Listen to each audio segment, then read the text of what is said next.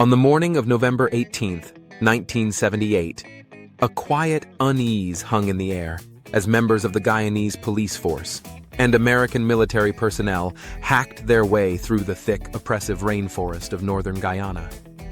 Every step through the towering canopy of 100-foot-tall trees and slick, muddy ground pushed them further away from civilization and deeper into the mystery that lay ahead.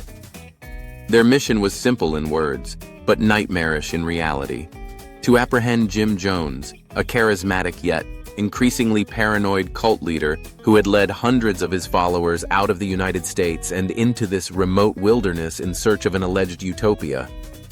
What they found instead would sear itself into the eyes and memories of every soul on that expedition.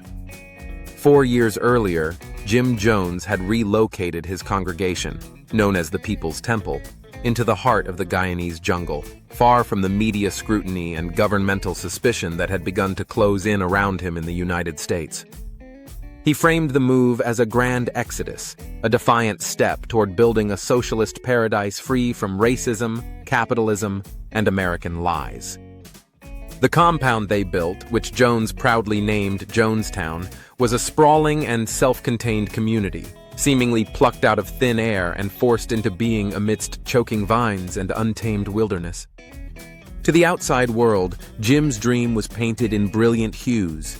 Videos and brochures showed smiling people, lively children, and abundant crops. He boasted about plantain chips that tasted better than French fries, showed off homemade veggie burgers, and proudly declared that Jonestown had won first prize from the Guyanese government for leafy green vegetables. In footage released to the media, happy families sipped on cheap Pepsi, laughed together, and gathered for communal meals. He often mused with performative charm that no one wanted to leave. The paradise, he said, was perfect. But behind the camera and beyond the polished performances, Jonestown was a waking nightmare.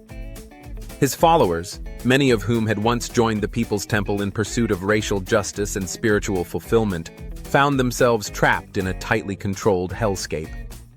Every morning, they awoke under the weight of a strict regime. Workdays spanned 12 hours, 6 days a week.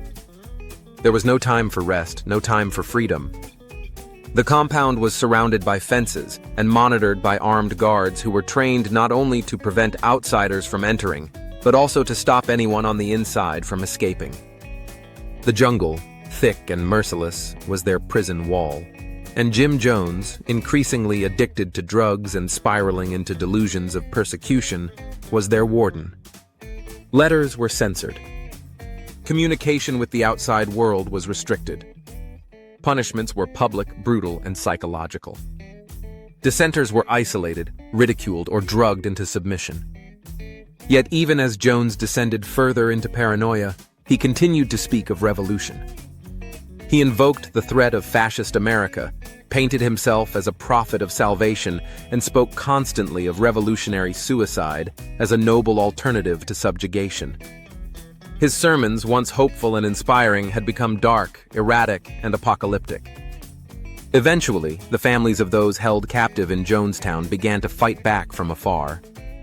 Letters were sent, congressional hearings were held, and a concerned group of relatives demanded answers.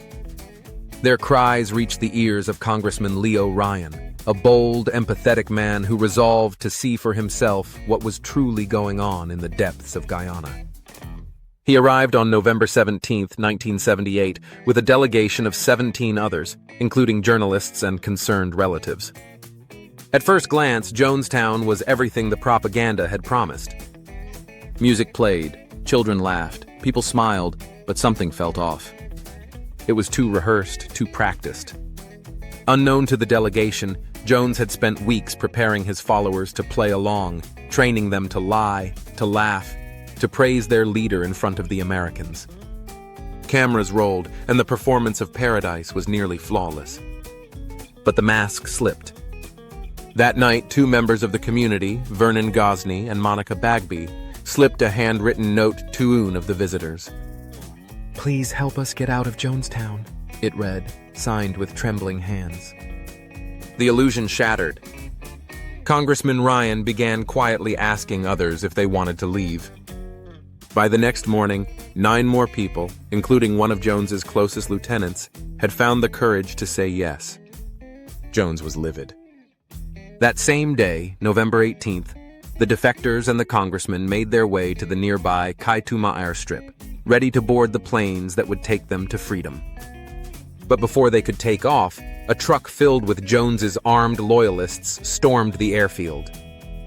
Without warning, they opened fire. Chaos erupted.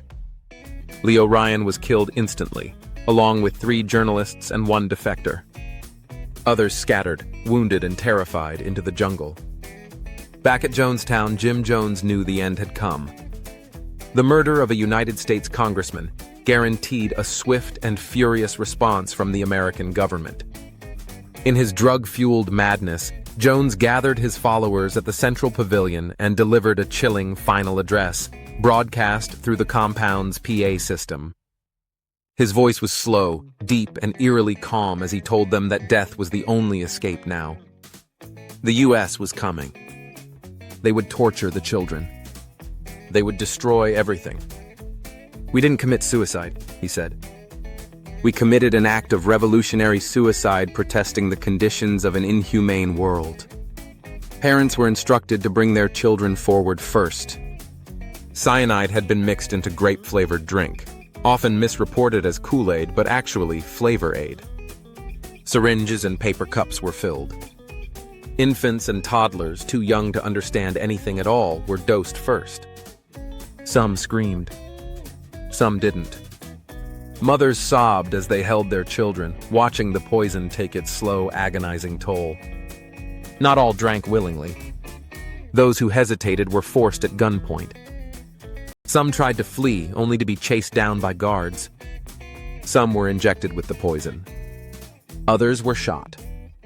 The jungle, already heavy with the moisture of rainfall and decay, seemed to close in as the pavilion fell silent, one body at a time.